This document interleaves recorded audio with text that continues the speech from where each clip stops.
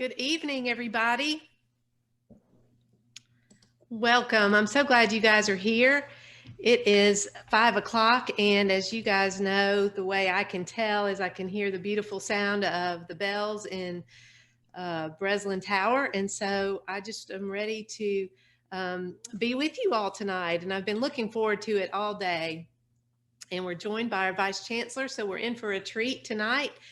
But before I get started, I wanted to just say how grateful I am that you all are here. We've missed being with you guys. We would typically be on the road at Sewanee clubs across the country at Christmas parties, celebrating and kicking off the season. And so I really miss being with you all in that way. But this plan B is not too shabby. And I'm just glad that you are willing to be with us in this way. And the silver lining, if there is one, is that we can open these events up to everybody. And so if we were in Dallas tonight at a Sewanee Club event, many of you wouldn't be there. And so I'm just so glad that we're able to be together this way and just kick off the Christmas season together. So how we're going to work this tonight is we're going to hear from our Vice Chancellor. He's going to answer some questions that were submitted ahead of time. And then he is willing to take any questions you guys have once we kind of go through these initial questions. And it's just a fun way for him to kind of get to know you and you all to really hear news about campus and really kind of hear it from the horse's mouth and see a little bit of his personality as well. So I really am looking forward to the time when we can all really be together.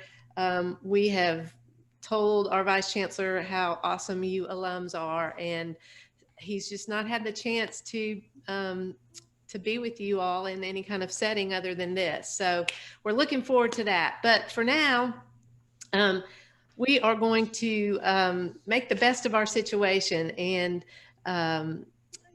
just be together in all things Sewanee. So the first question, welcome, Vice Chancellor.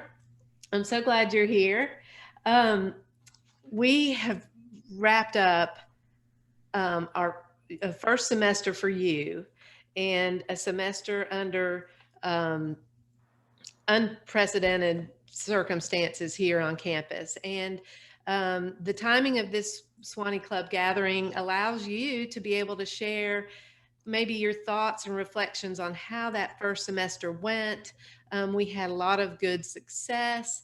A lot of things were different from a normal semester. So do you mind to just reflect on what this semester looked like now that the students are all off campus and back home with their families? Well, thanks, Susan, and good afternoon, good evening, everybody. It's an honor to be with you, as Susan mentioned. I'd much rather be having this conversation face-to-face, eye-to-eye, but the circumstances are what they are, which goes to answering the question that Susan had. So let me just kind of begin with a little bit of context. So when I was elected on February 28th, 2020, which feels like a lifetime ago, to be the 17th Vice Chancellor, what was in my mind at the time was not only obviously the historic nature of my appointment as the first African-American Vice Chancellor of the University of the South, but also the things that are on every university president's mind, getting to know faculty, administration, understanding the nature of our position relative to our peers, all those sorts of things. And then also just moving my family to Sewanee for our next life adventure together. And the level of warmth and welcome that we received on that day was just extraordinary, and it had us literally floating on air back to Washington.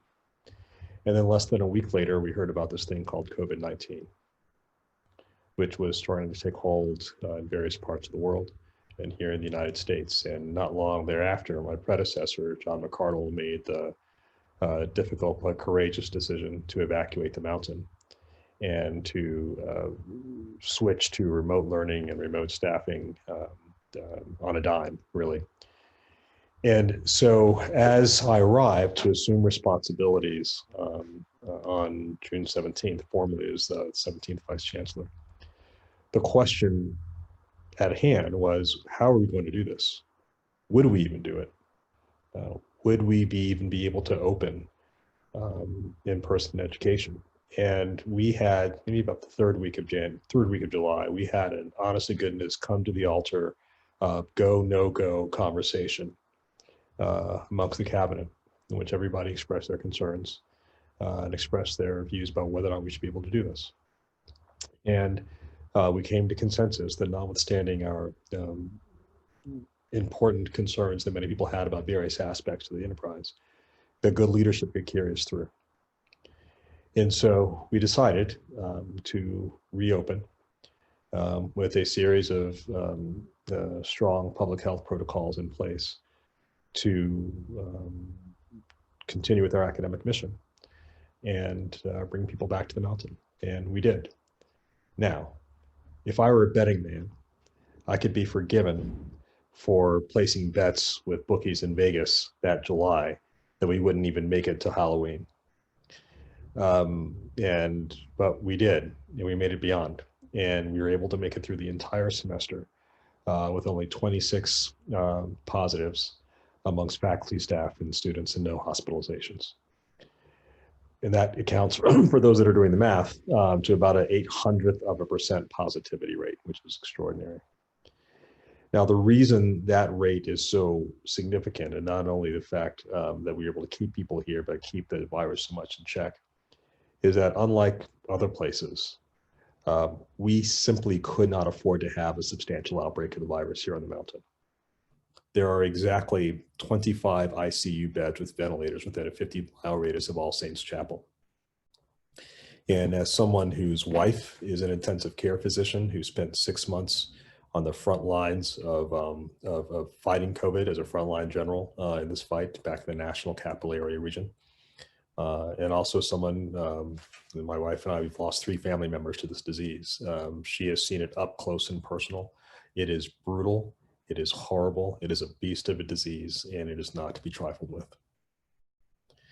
And so the fact that we were able to open and remain open through the end of the semester is an extraordinary triumph and a testament to all of the hard work and skill and cooperation of our staff and the broad cooperation of the vast majority of our student body and their families, for which we are most grateful. And looking back on it, there are, I think, a few lessons to be learned. One is, so as you may know, I'm a adult volunteer with the Boy Scouts of America. I've actually volunteered to be the Scoutmaster of the local troop here, Scout Troop 14. And one of the things I often say to Scouts after a long hike or a cold weekend camping in winter camping conditions or whatever else is that doing hard things teaches you that you can do hard things. And one of the lessons I think that we've learned as a community is that notwithstanding the series of challenges that are posed to us this fall, that we can get through it and successfully, which we did. And quite frankly, this is knowledge that we're going to need all the more as we go into the spring semester.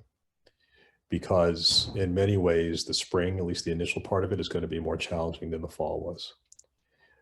We're about to go into what Dr. Fauci and Dr. Redfield, who's the director of the U.S. Center for Disease Control, have both said, are going to be the 3 worst months in the history of American public health. The conditions with regard to this pandemic, both nationally and locally, are worse now than they were when we evacuated the mountain in March. And they're worse now than they were when we made the decision to return to the mountain in August. The good news, beyond the fact that we actually know how to do this, is obviously that a vaccine is en route. And assuming its effective distribution and its acceptance amongst the vast majority of the American population, I am very optimistic that we will be able to return to something very close to normal, if not completely normal, but for the fall.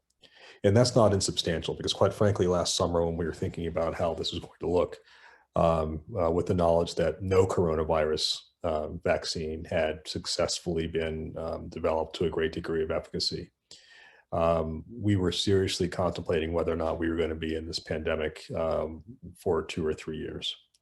And the fact that we were able, that our scientists and whatnot have been able to fashion a vaccine using the novel method of messenger RNA, something that has never been used for any vaccine ever, is just an extraordinary testament to their dedication, their diligence, and their ingenuity.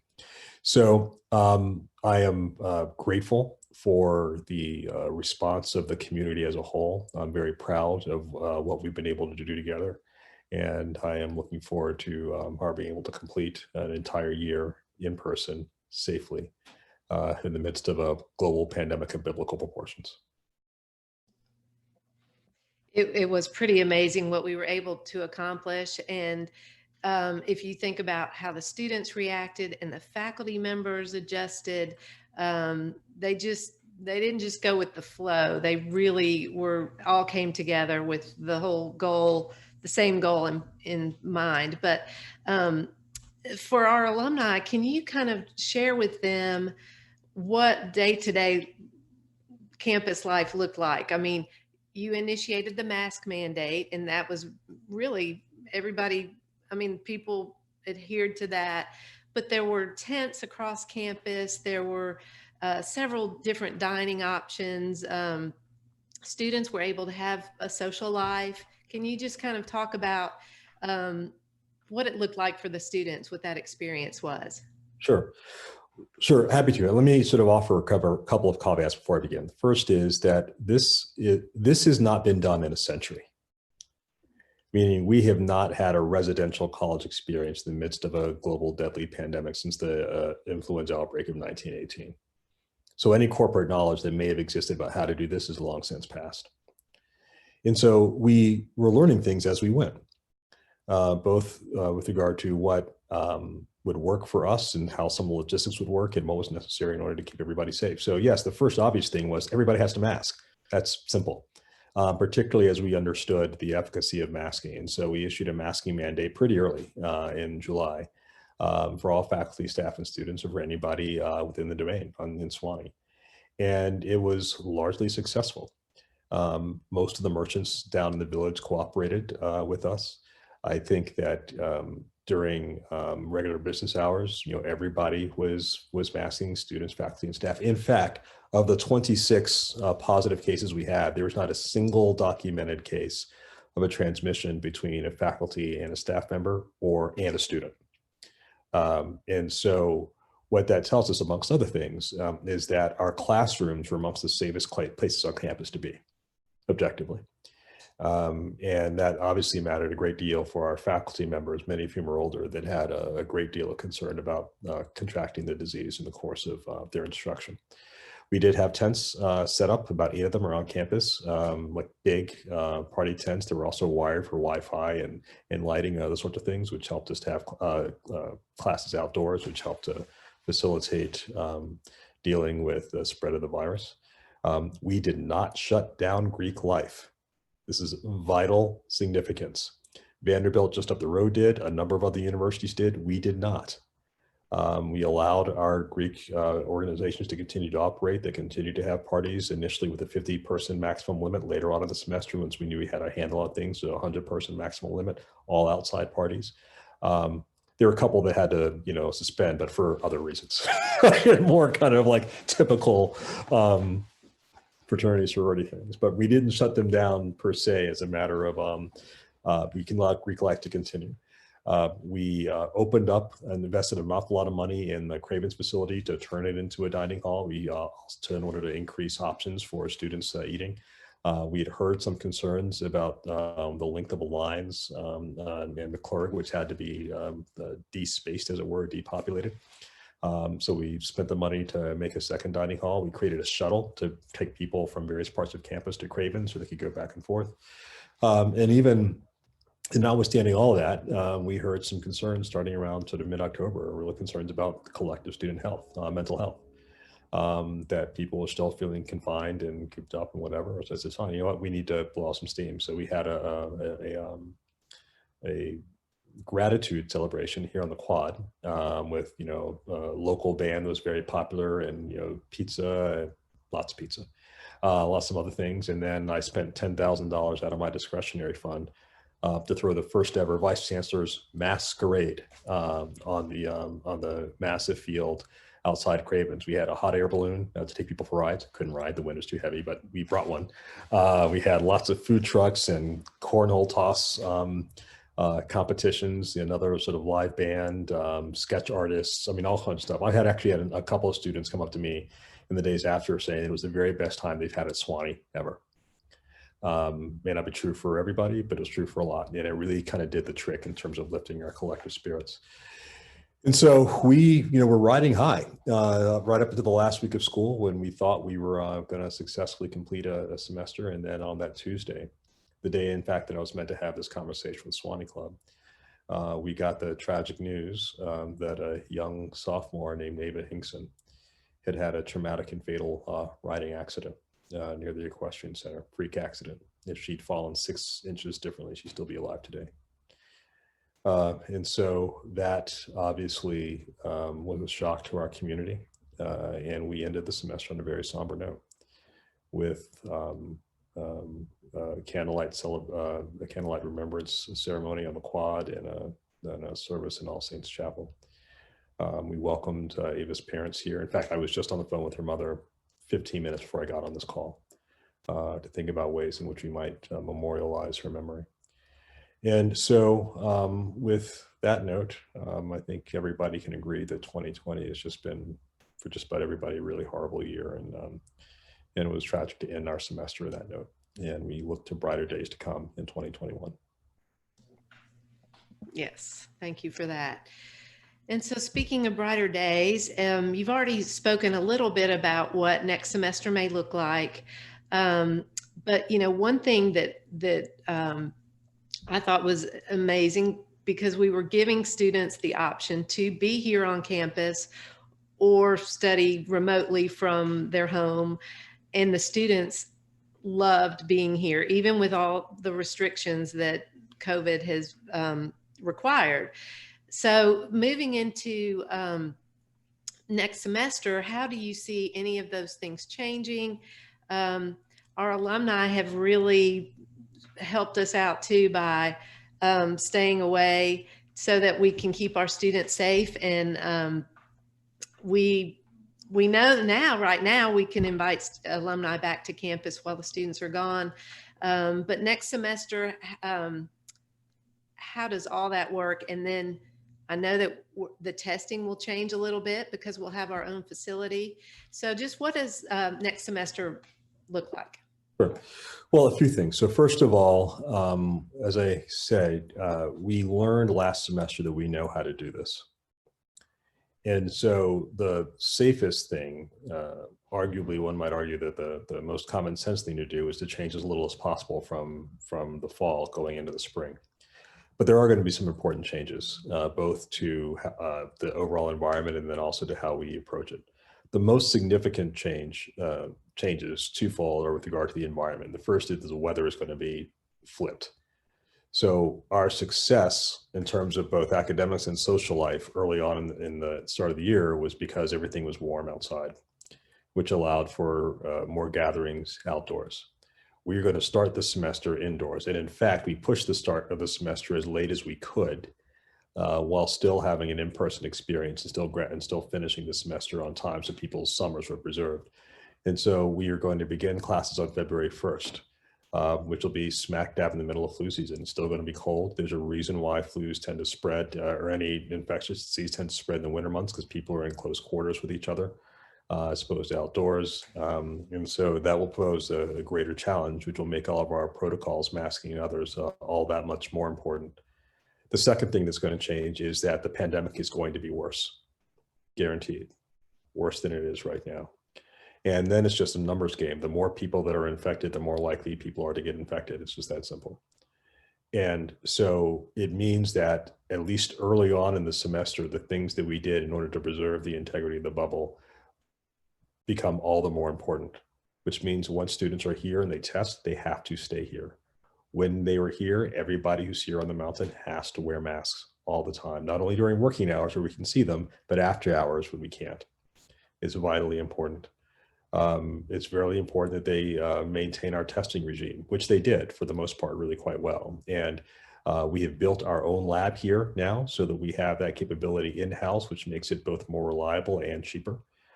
We even changed the testing mechanism. So we never use those brain tickle kind of like nasal French things. We never used that. We did use a saliva test, which makes you kind of parched. We now have a new test that's just kind of as simple as swabbing a simple swab just up your nostril, like walking a Q-tip on either side. It's painless, it's quick, and it's easy. And so all of that is helpful. And you may have heard something about how we're going to be approaching sports, which has implications as well. So just so you know a bit of background, our conference made the decision to cancel all fall sports or delay them, a competition of sports this past fall, with the idea of hopefully having them in the spring. And so our conference needed to make a decision about what we would do with both winter sports and also the retroactive fall season.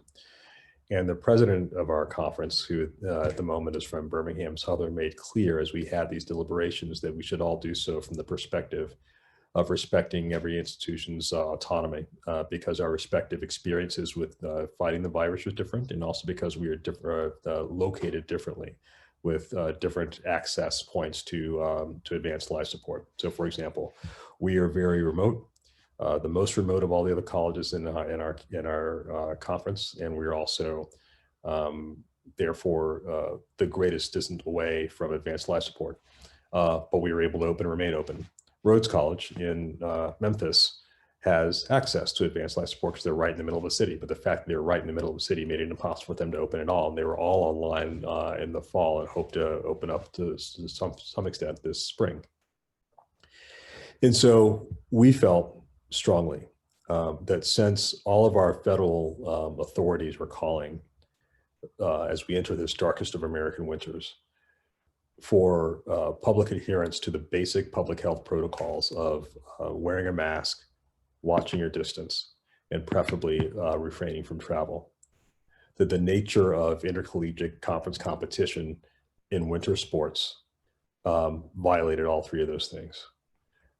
If we pursued them as we normally would, meaning that if athletes didn't mask, if they were in close proximity with each other, as you would be certainly in basketball, arguably in volleyball, and other sports, and also retroactively for football. And most of the sports would be played indoors, and you would have to travel in order to do that. So what we said was that we'd be willing to participate in conference play, but everybody needs to be masked. And indeed, all of our athletes who were on campus this fall, all were masked when they were doing workouts and practices and scrimmages. And we actually spent $18,000 out of our athletic department budget to purchase commercial grade athletic masks for all of our athletes. We were the only school in our conference that agreed to do that. Nobody else did. And so we found ourselves with an honest and respectful, but fundamental and non-negotiable disagreement with our peer schools. And what we decided was that we would be willing to play, notwithstanding all the challenges presented by the environment, but we would only do so at home games where we could guarantee that the protocols would be followed and that all athletes coming here would have to be masked.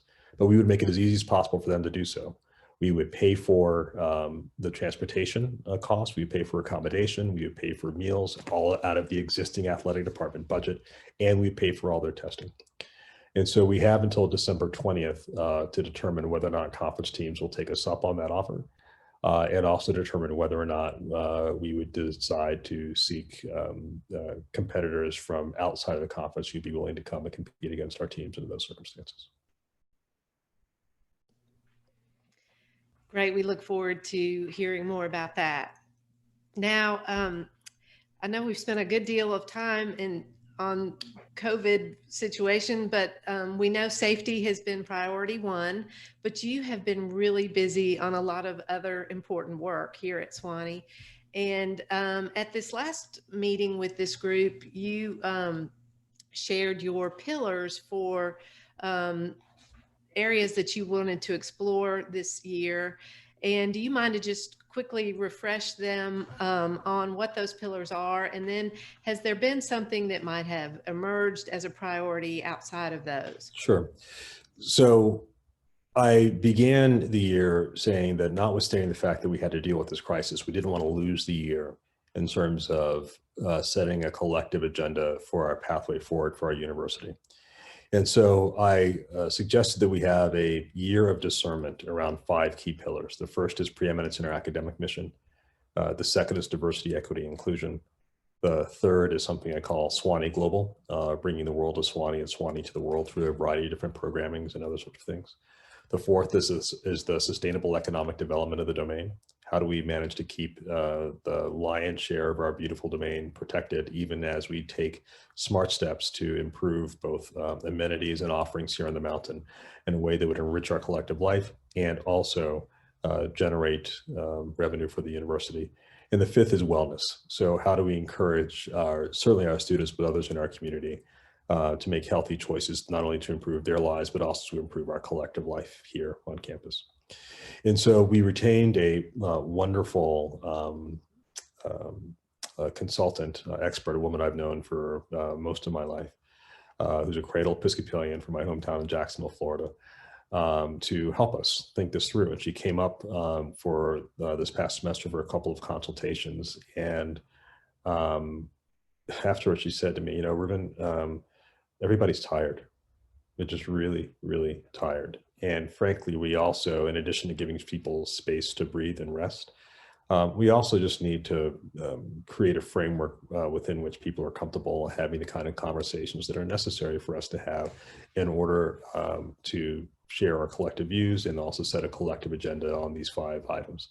And so what we decided to do was instead have this spring, have a series of listening sessions with folks to do just that, to give people space to begin to kind of get comfortable talking about some of these important questions, as well as, frankly, it's time to breathe a little bit because we were taking this past fall at a pretty frenetic pace. And then we will get on with the business of the year of discernment properly in the fall of 2021. Now, having said that, we are facing some headwinds as a university. All of American higher education is, but they actually affect us in some particular ways. And they will not wait for us to get comfortable with whatever issues we may have. And so they require our immediate attention. The first relates to our academic standing and our academic quality. So I've been told many times that Sewanee is a family, and therefore in a family, you have to have some difficult conversations. So let me share some things with you. It is objectively true that Sewanee is on a 20+ year slide in the rankings relative to our peers. In the latest US News and World Report rankings that came out in September of this year, we were ranked number 47 amongst liberal arts colleges in the United States of America. That's down from a high of 23 in 1999. And if you draw a line of the report card that you get annually from US News and World Report, which is a raw score that you get from the various criteria they judge you on. If you get a line and you plot that score the last 20+ years and you draw a regression line through it, you get a line that basically looks like this. On an average around the mean at about number 73, meaning that for the last 20 years, we've been very good at doing the same thing over and over again. But if you plot our ranking relative to our peers of that same time period, you get a line that looks like this. The technical term of which is called a nosedive. And when you unpack those rankings, what it turns out to be is that the things that we are hurting the most on and that most impact our rankings overall all have to do with student success. In particular, the composite quality of the entering classes that we're bringing in, our retention rates at the 1st and 2nd year points, and our graduation rate at the 6th year point. And so what that means is that if we focus on student success like a laser beam, 2 things will happen. One is we will improve the overall undergraduate student experience here at the University of the South because all the wraparound things we have to do in order to address that. And 2, our rankings should improve. Certainly our raw score will improve because the good news about this situation is twofold. One, because on each of those categories I just mentioned within student success, we are ranked on any of those individual criteria anywhere between 65 and 80 relative to our peers, meaning that there are literally dozens of schools in the United States that are better at this than we do. But it also means that we don't have to reinvent the wheel. We just get better at doing what our peers have been doing for years, and quite frankly, get better at doing what we used to be very good at doing and improve our capability in that regard. Another way in which I kind of think about this is that Sewanee, I think, is a place where we have excellent hardware, but we need to refresh and update our software.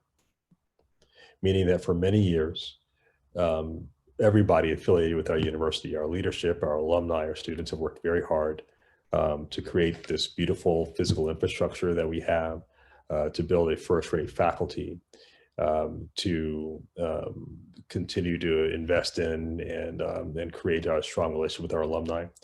But there's some things that we simply have to start doing a bit differently if we want to improve our success in this areas, and those are the things that I mentioned. So that is why student success is an immediate priority now. The second is diversity, equity, and inclusion.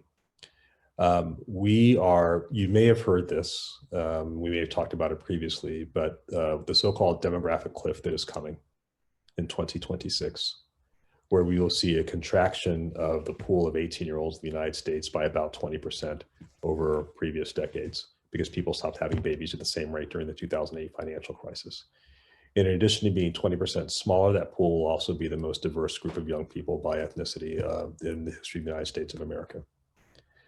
We are 86% white at the undergraduate level.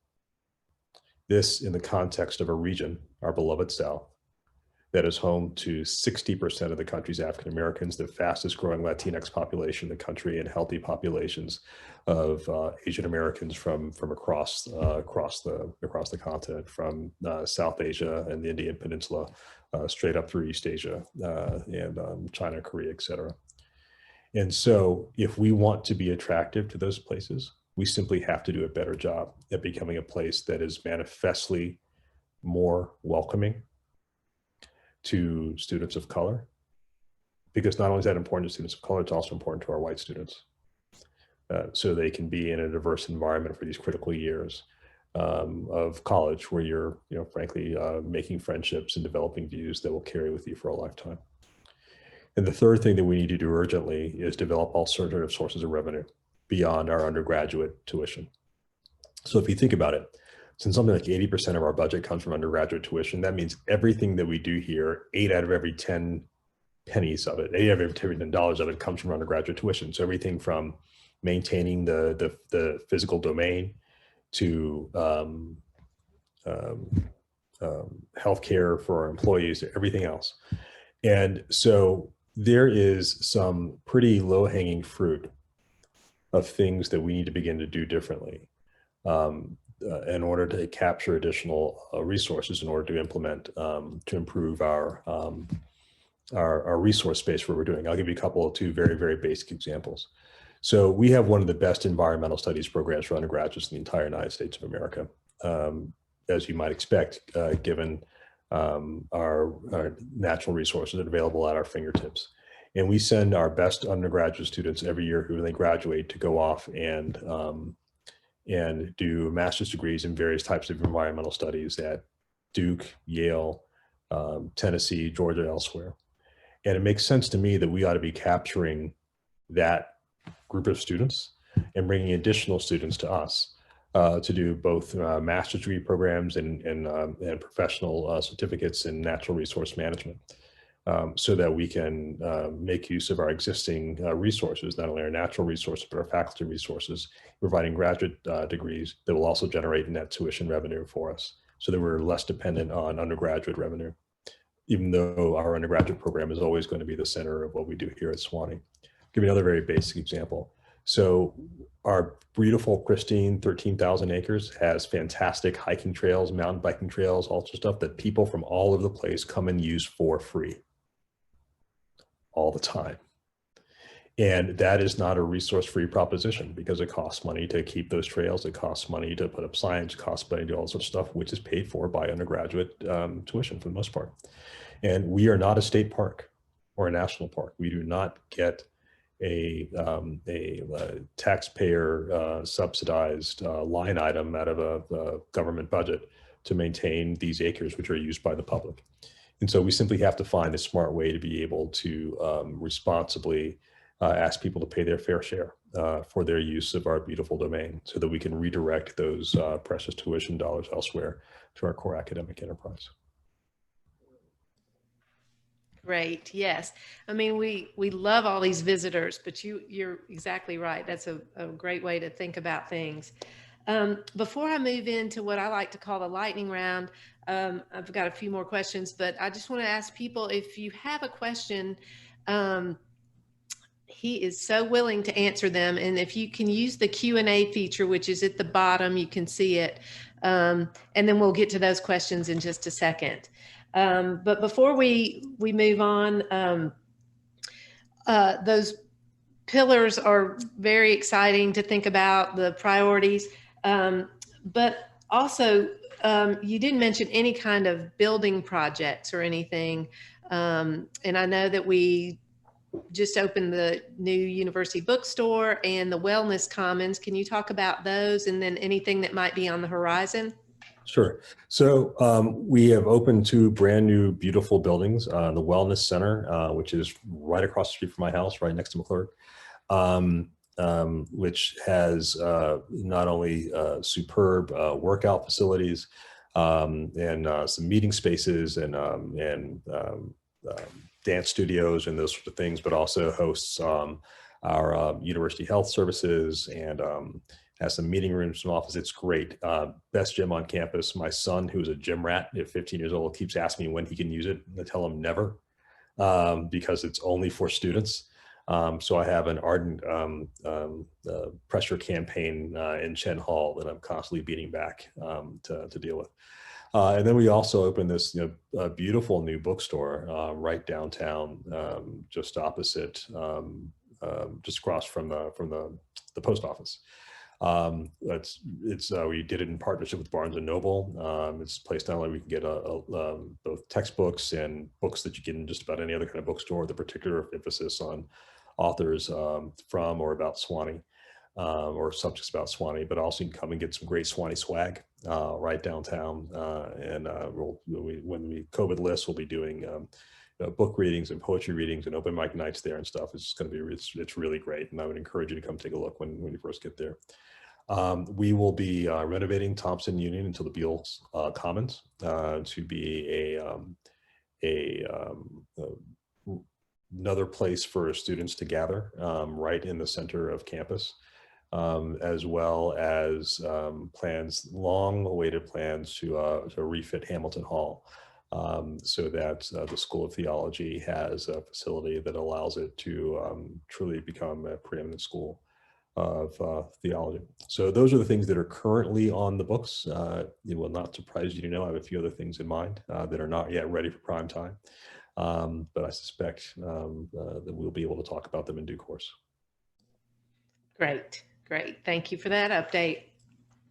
Okay, so here are a couple fun questions for you, but this year with the students leaving early for break, they were not here for our wonderful annual lessons and carols service, but we did totally adjust, and there was a wonderful service created just so that we would not miss lessons and carols. And you had a part in that. And so was there a favorite part of that service that you could share? Frankly, I just really love how the community stepped up to the challenge and found a way to continue this tradition under these circumstances. Our new university chaplain, Peter Gray, who is superb, was the mastermind behind the whole thing. He was too humble to accept praise for it, but it was his baby, and it was just extraordinary. The university choir, again, was able to rise to their normal level of excellence, despite the challenges, obviously, that the public health aspects of COVID demand of singing in choirs. And the fact that everybody was able to, myself and staff were able to participate in the actual filming and stuff, it was just great. But the thing that I liked most, quite frankly, was just seeing everybody's reaction online to it, which was really great. And so I think it was a very bonding and binding experience for everybody in these challenging times. Yes, it was wonderful. And I've heard from Parker Oliver in the marketing and communications office that I think there's been over 10,000 views of that service. And I think if you haven't watched it yet, I encourage you to maybe just plan a little watch party and enjoy it this season. Okay, I have seen the score, but I think the main question is, did you go to the Army-Navy game? No. In fact, nobody went to the Army-Navy game with the exception of the Corps of Cadets and the Brigade of Midshipmen and the President and Secretary of Defense, the Acting Secretary of Defense. I watched it as much as I could. It was brutal. It was some really ugly football. But good luck congratulations to West Point. We'll see you next year. Great. And just to remind everybody that you are a Naval Academy grad. Please, sir. We did, yes. But I mean, didn't you think it looked like Sewanee? It did. The fog was intense for sure. So yeah, won't do that. We won't do that one for a while. Okay, just a few more of these quick ones. What are you reading right now? So, I'm going to be honest. I'm always honest, but I'm going to be even more honest. So I should be reading something, but I've gotten obsessed with The Crown. The Netflix series. So I started. So I was a big Downton Abbey fan, and I avoided The Crown for years because like it can't possibly be better than Downton Abbey. Why am I going to waste my time? And then I started watching it over Thanksgiving, and I'm obsessed. It's really, really, really good. And so when I should be reading the stack of books next to my bed, what I'm actually doing is like watching The Crown. So there you go. Sounds like you're hooked. Where will your family spend the holidays? Well, so outside of obviously my immediate family, my wife and boys, we had not been allowing any of our family to come up to see Sewanee because we created the bubble and we had prevented other people from having guests, and we wanted to make sure that we were doing the same, living by the same standards. So my parents just arrived here. What's the day? Monday. So they just arrived, I guess, last Thursday. My boys and my wife are still back in Bethesda, Maryland, staying with her brother, my brother-in-law, which is where we spent the Thanksgiving holiday. My sons fly back tomorrow. I'll go pick them up from the airport in Nashville. My wife is going to stay behind to go back and work in the COVID wards of her old hospital for several more days to help out her old colleagues and frankly to help out to do her public service in the midst of this pandemic. So she will come back on the 22nd. And she will come back with her parents who are riding out the pandemic here as opposed to being back in Ethiopia. And then her brother with whom we stayed will also be coming down. And so everybody's going to get tested when they get here. And we expect to have a nice holiday season together.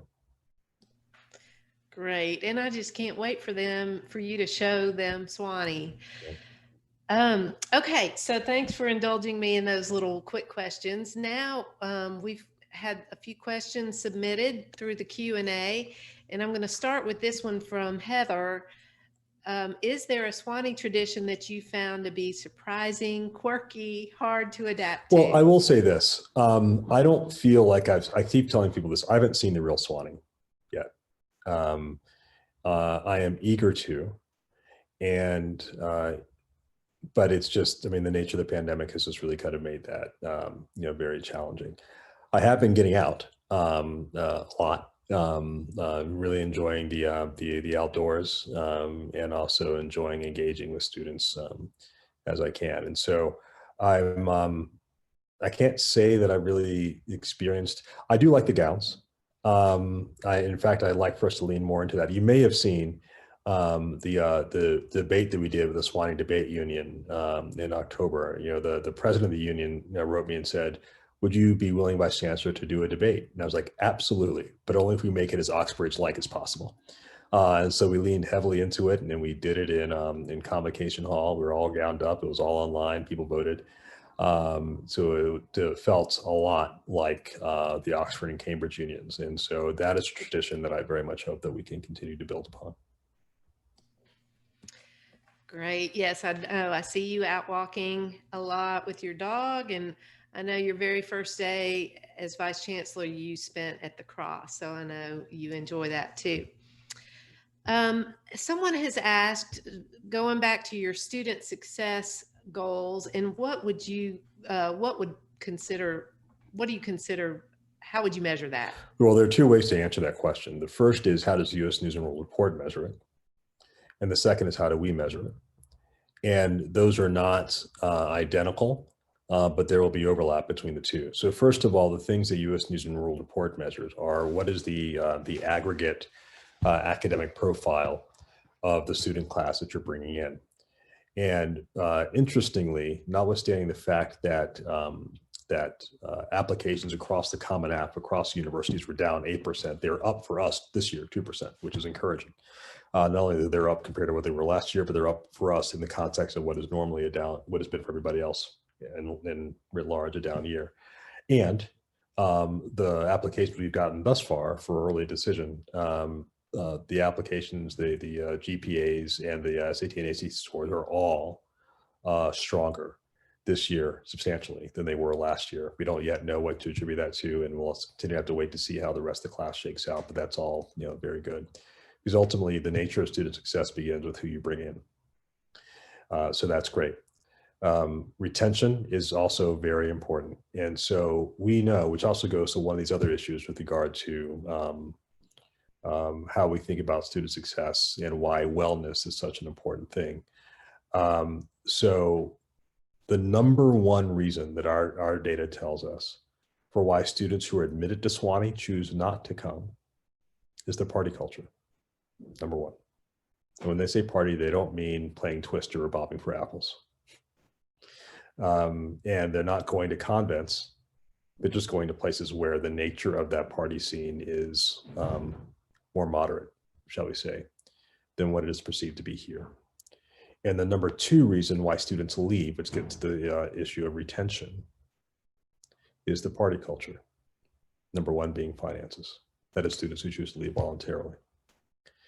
And so we have to talk about this because the nature of how we have been approaching this is hurting us. It is objectively hurting us. It's not only hurting people in terms of their individual lives, but there comes a point where the summation of individual choices comes to define a collective character in ways that, quite frankly, when you actually sort of take a hard look in the mirror, we may not always be entirely pleased with. And so I said, I have no issue. And in fact, I support people having a good time in the context of the law. And I also know that young people are going to push boundaries. But we need to have a serious conversation about this and have a more flourishing approach to our students' growth. And that's how we think about it. So I would say we've also made a decision to hire a new vice provost for student success, a woman named Lisa Stevenson, with whom I worked at George Washington University, my previous employer, who is a rock star in this space. She spent 20 years in higher education, working on everything from curricular development to counseling and advising, admissions, et cetera. And my hope is that she will actually help us define the answer to that question in ways that not only speak to the rankings, but also speak to us and help us to craft a strategy going forward. Great. We have a question here sort of related to that. All those things under student success will definitely help in the recruitment of students. But Nick has asked, especially with the demographic cliff, do we have the curriculum needed to have potential students be interested in Sewanee? Sure. So given that question came from Nick Babson, I think that's a kind of a sheep's clothing question about, so Vice Chancellor, when are we going to get a business major? Let me put it like this. As I've said publicly, I'm absolutely supportive of a business major. And I've had this conversation before. The other liberal arts schools have it. I think that we could do it in a particular way that makes sense for us. both with a focus on the liberal arts as well as a focus on entrepreneurship in rural environments and other sorts of things. I will say that the fact that we do not have a business major, I know, is a turnoff for some students. How much of a turnoff, meaning how many students on average are we losing because of this, I simply don't know. That's one of the reasons why we have a vice president, we're hiring a vice provost for student success, to be able to pull those strings and other strings like it, so that we can actually be able to answer this question. I'll give you another sort of data point. So amongst our very best students, those with the 3.85 GPA or higher, we were able to retain about 96% of them. That number should be 100.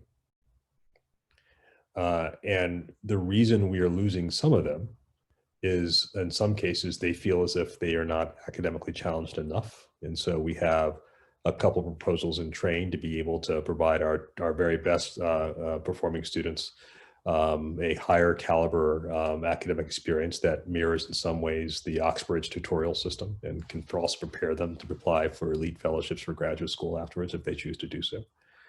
And also with regard to the business major, I think that quite frankly, many of our faculty, well, I'll tell you three things. And again, I'll be pretty forthright. It's the only way I know how to be. There are those who argue that a business major is simply not liberal arts. And I say, fine, well, let's get rid of everything except for Latin, Euclidean, geometry, and religion, right? If that's what we're saying. Because we already do a number of things that are not liberal arts. And by the way, it is absolutely an accepted academic discipline. And by the way, it's entirely relevant for someone to sort of go and study. So that argument falls flat to me. There also is an argument, well, who's really going to take business major? These are just people that aren't really sort of serious academically or intellectually. It's like, no, that's not true. First of all, they're absolutely serious. You take a look at the students that are doing finance, the business minor right now, they're great students. And by the way, a number of students that are interested in business majors are first generation students, either first generation going to college or first generation in the United States. And they may not have the luxury to decide that they want to study medieval history. Thank you very much. Because they're trying to get a foot on the ladder of the American dream, and all their family's hopes and dreams depend on them. And for many people, that is like the fastest route. So I don't accept that argument either. The fair argument, the fairest argument is, well, fine, how do we do this in a way that actually makes sense and will contribute to our overall academic sort of profile? That's a fair question, in my view, and one in which there is great debate. My understanding is the last time this debate was had was acrimonious, to put it mildly. And so we simply need to be able at the appropriate time to re-engage that debate and ask these questions again. I frankly think that there are some other things that we need to do that are of greater immediate urgency, and I just listed those three. But my hope is that in the foreseeable future, how we might approach the study of business on the mountain is another one of those. Great, thank you. There's a couple questions about you mentioned the pillar of increasing diversity, and there's a new position available, and then the Roberson Project. Can you talk about all of those? Sure. So let me begin with the Roberson Project, which is just an extraordinary research effort led by Professor Woody Register, named after Houston Roberson, the first African-American tenured professor here at the University of the South. And in just 3.5 years, they have rediscovered some very compelling and challenging things about our history. If you've not yet seen it, I would encourage you to take a look at the Nashville Tennessean, in which Sewanee was featured this past weekend in a full front page article about how we are thinking about our past and what it means for us for our future. And I would tell you a couple of things that I said in the context of the interview. The first is, in my view, that if any history matters, then all of it does, in its entirety, based on the factual, empirically verified historical record. And we have to tell it all. And the second thing I said is that it is clear to me that you can embrace the Confederacy or you can embrace the future, but you cannot embrace both. And with the bold declaration of the Board of Regents on September 8th of this year, it is clear that we make a decision to embrace the future. Now, does that mean that we're going to rename every building and the new vice chancellor is going to rename the university Wakanda University, and we're going to build like the Malcolm X Center for Reparations and Revolution, like right in the center of campus? No, doesn't mean any of that. But it does mean that we have to be honest about who we are. Let me kind of give you a couple of examples from the Roberson Project, things I didn't know when I was hired. So the University of the South was the only university in the United States of America that was created specifically, explicitly, for the purpose of advancing the superiority of a slaveholding culture and the ideology of white supremacy that underlay it. It's black letter, factual, black and white.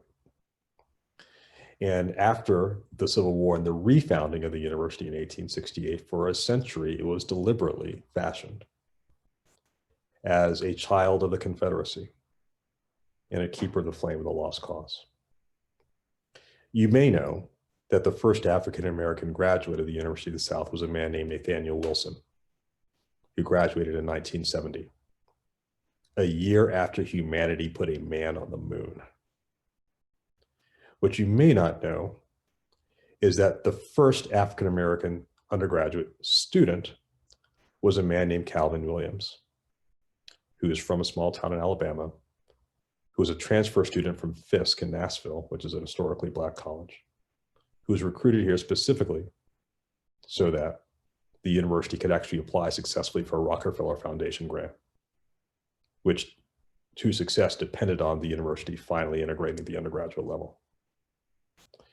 Mr. Williams was here through his freshman year, but he didn't stay. And he didn't stay because the editor of the Sewanee Purple at the time burned a cross on the lawn in front of his dormitory, which forced him to leave in March of 1963. Now, let me tell another story that kind of brings all of this full circle.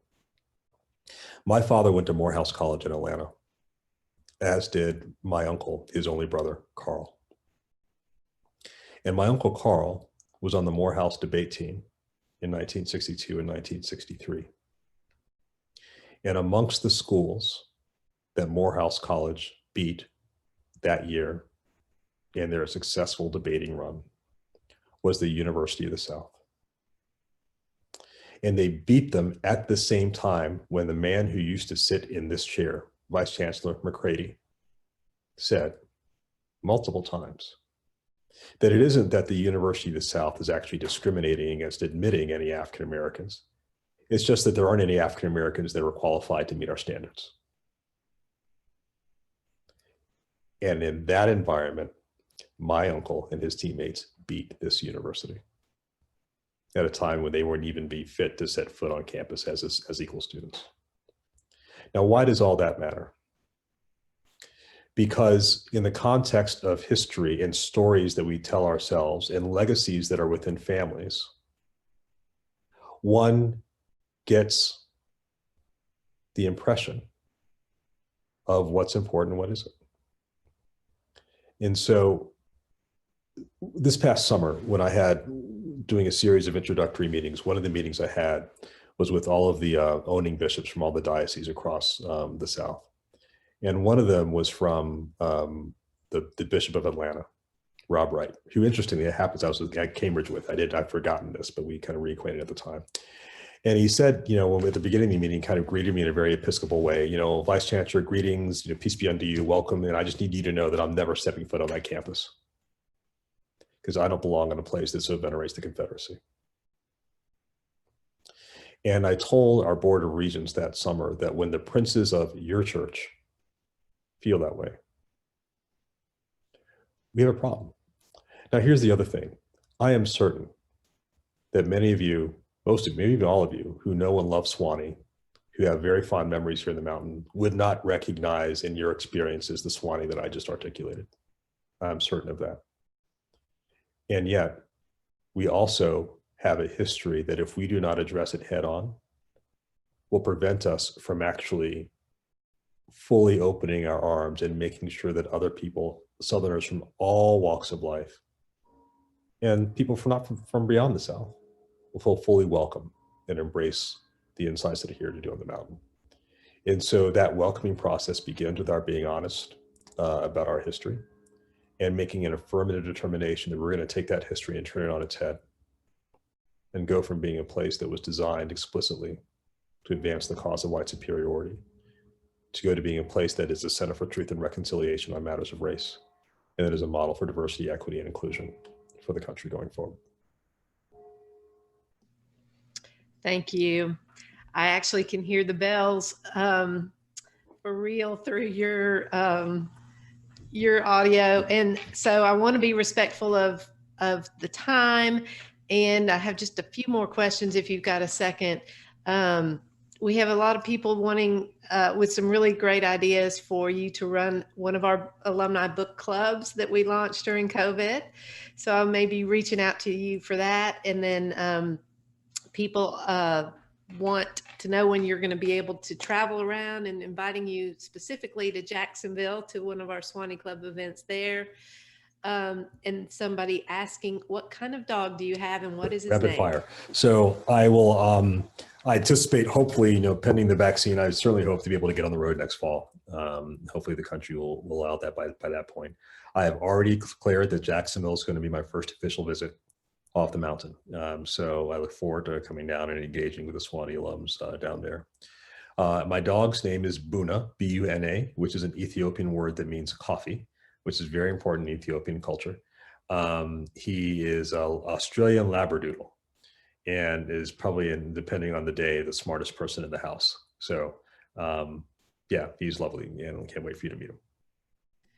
Great. And then finally, I'm just bombarded with people asking, how can alumni help you with your pillars and just moving Sewanee forward? Sure. Just agree to be part of the conversation.